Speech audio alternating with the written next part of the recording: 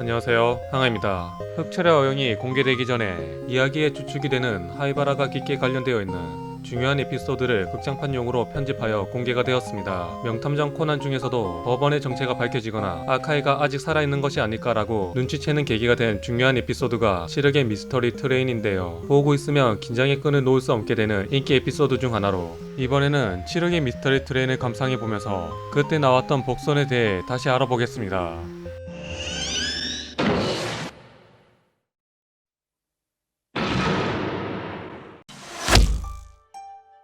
사망한 부모님의 연구를 이어 검은 조직으로 약의 연구 개발에 종사하고 있던 코드네임 셰리. 미아노 시오는 언니가 살해된 것으로 조직에 반발하였고 자신이 개발한 아포톡신 4869를 자세 목적으로 복용함으로써 유화하여 조직으로부터 탈출을 하게 되었습니다. 마찬가지로 아포톡신의 복역자인 구도 시니치, 즉 에도가 코난의 소재지를 찾아갔다 아가사 박사님에게 거두어진 시오는 조직으로부터 몸을 숨기기 위해 하이바라 아이라는 가명을 자칭해 코난에게 접촉을 했습니다.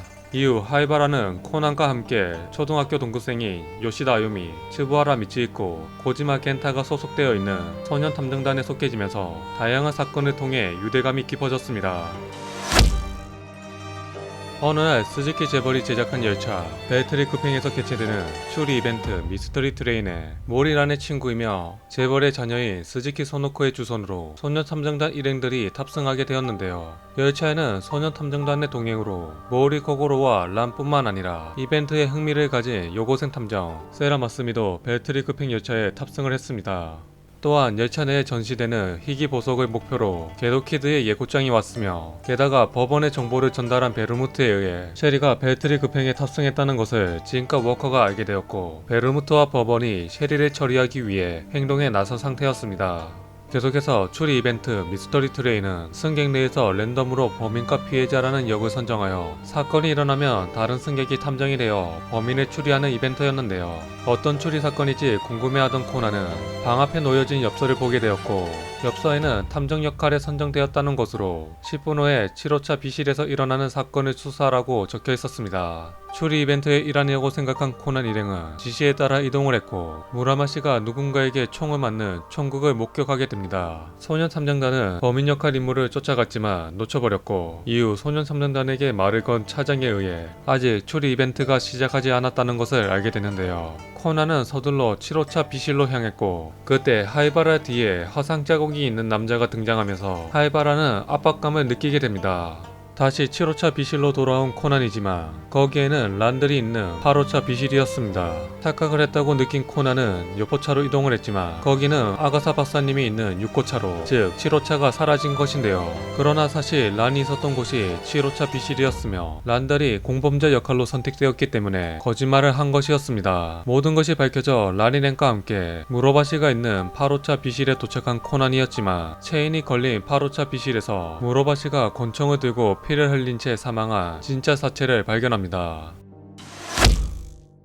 결국 미시 살인 사건이 진짜로 일어나 버렸고 코난은 세라와 함께 추리를 시작하는데요. 실내의 상황에서 즉각적으로 타살이라고 간파한 코난은 하이바라를 포함한 소년 탐정단에게 개인실로 돌아가 방에서 나오지 말라고 강하게 명령했습니다. 세라는 승무원에게 벨트리 급행을 가장 가까운 역에 정차를 요청했지만 열차의 오너인 스즈키 지로키지가 범인을 눈앞에서 체포하겠다는 이유로 종점까지 정차하지 말라는 지시를 하여 열차는 나고야로 향했습니다. 개인실로 돌아온 하이바라는 코난의 태도와 계속되는 검은 조직의 느낌에 불안감을 가지고 있었는데 소년 탐정단의 대화에서 며칠 전에 해독제를 먹고 원래 모습으로 돌아온 미야노 시오가 찍힌 영상이 타인에게 넘어갔을 가능성을 알고 열차 내에서 느낀 하이바의 센서에 두려워하기 시작했습니다. 그리고 우연을 가장한 아무로가 모습을 드러냈으며 란에게 사건의 내용을 듣는데요. 그 사항을 방에서 보고 있던 오키야 스바루와 수수께끼 여성 스바루는 아무래도 하늘은 우린 편인 것 같네요 라며 의미심장한 말을 했습니다. 한편 종점인 나고야역에서는 열차 안에서 셰리의 모습을 확인했다는 베르무트의 연락을 받은 지인과 워커가 기다리고 있었습니다.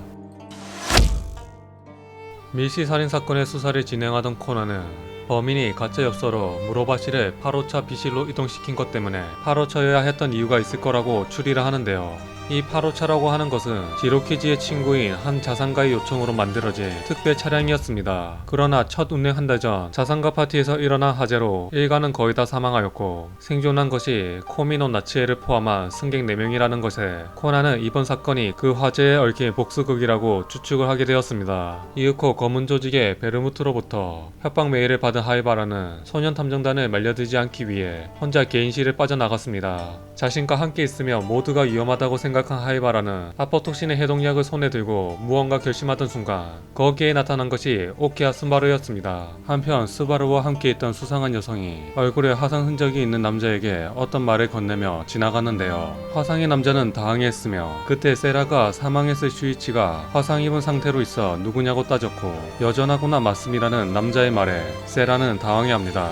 세라는 죽었다고 알려진 아카이 슈이치의 모습으로 변장한 누군가에게 스턴건으로 의식을 잃었습니다. 계속해서 사건의 진상에 가까워진 코난은 코고로의 추리소가 있다며 8호차 통로에 관계자를 불러 모았고 코난은 마취총으로 모리 코고로를 잠들게 하면서 코고로의 제자를 자칭하는 아무로와 8호차의 승객 앞에서 밀시 살인 사건의 트릭을 풀어나가기 시작했습니다. 사건의 추리를 간단하게 이야기하자면 먼저 무로바시 방의 체인락은 다른 방의 체인락보다 사슬 하나뿐 긴 것으로 바뀌어 있어 밖에서도 체인을 거는 게 가능하다는 것이었습니다. 이어서 범인이 터널에 접어드는 타이밍에 안쪽에 거울을 붙인 문을 열어 차장의 눈을 속이고 무로바시 방에서 탈출하는 시간을 벌었다는 것을 파헤쳤습니다. 이 트릭의 실행이 유일하게 가능한 시실의 승객이 안도를 범인으로 지적했습니다. 아무로에게 트릭에 사용된 거울이라는 물중에 찍힌 안도는 무로바시가 과거 미술품을 목적으로 자산가의 집에 방한을 하는 바람에 자신의 아내를 잃었다는 것과 이후 반성하는 모습이 없는 무로바시를 보고 살해를 결심했다고 자백을 했습니다. 한편 아카이로 변장한 베르무트는 하이바라를 지키기 위해 참여한 구도 유키코와 대치를 하고 있었습니다. 베르무트와 유키코, 이 두 사람은 과거의 친구 관계였지만 입장상 대립할 수밖에 없었고 유키코는 베르무트가 기절시킨 세라를 열차에 탄 동료가 보호했다며 베르무트에게 하이바라한테서 손을 떼기를 권하는데요. 그러나 베르무트는 코난에게 들키지 않도록 설치한 연기 발생 장치를 기동시켜 화재 소동으로 착각하게 만들어 승객 전원을 패닉 상태로 만들었습니다. 이것은 베르무트의 계획 중 하나였으며 화재 소동이 조직의 함정이라고 간파한 하이바라가 원래 모습으로 돌아와 일부러 화재 소동이 난 8호차로 향하는 것도 예상하고 있었습니다.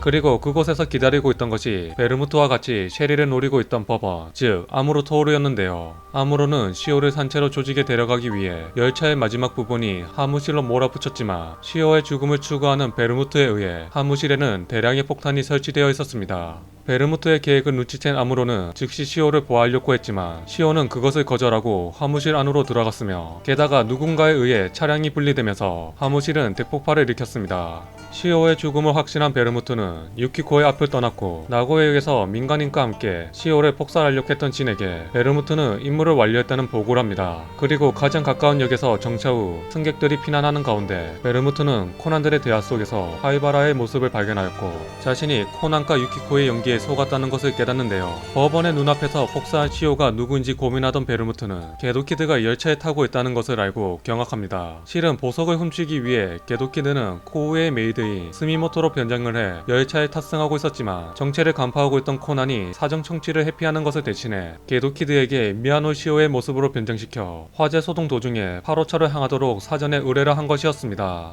열차에서 무사히 빠져나가는 하이바라의 모습을 목격한 베르무트는 이번 패배를 인정하면서 이야기는 끝이 납니다.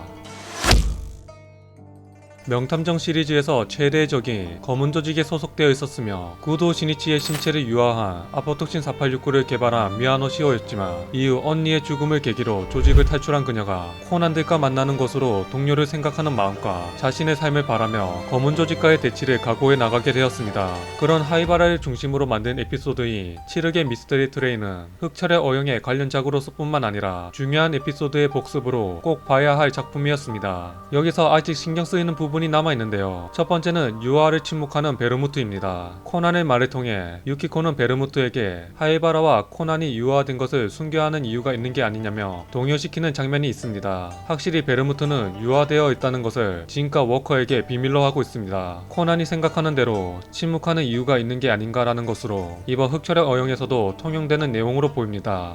두 번째는 이타쿠라 수구루와 베르무트의 관계입니다. 유키코는 베르무트가 샤론 빈야드일 때 이타쿠라와 원래 알고 있었으며 서로 견원지간이었다는 발언을 하는데요. 즉 과거 베르무트가 이타쿠라에게 목소리 변조까지 해서 소프트웨어를 발주한 것입니다. 이타쿠라가 발언한 인간에 영향을 주는 소프트웨어를 개발하고 있다는 점을 착안하며 한 가지 현지 세계에서도 생각할 수 있는 것과 이번 흑철의 어용에서도 연결점이 있어 보입니다.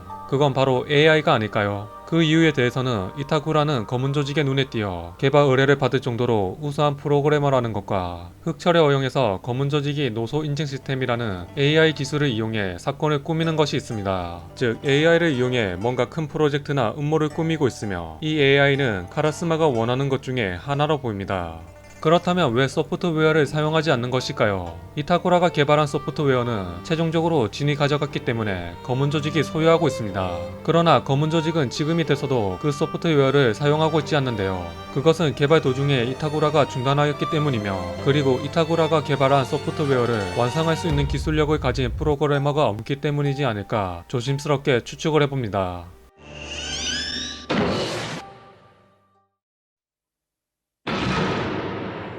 여기까지 하이바라의 과거와 결의 그리고 그녀를 지키기 위한 코난의 분투가 담긴 7흑의 미스터리 트레인이었습니다. 미시 살인 사건보다 하이바라와 검은 조직에 대해 살펴보았다가 그때 보이지 않았던 것도 몇 개 보였습니다. 그리고 극장판용으로 편집된 하이바라의 이야기에서는 하이바라와의 만남, 코난과의 연결이 깊어지는 것을 알 수 있는 장면이나 검은 조직과의 관계를 알 수 있는 형태가 약 10분 정도로 편집되어 있으니 흑철의 어용을 보기 전에 보면 좋을 것 같습니다. 재미있게 보셨길 바라며 다음에 새로운 영상으로 찾아뵙겠습니다.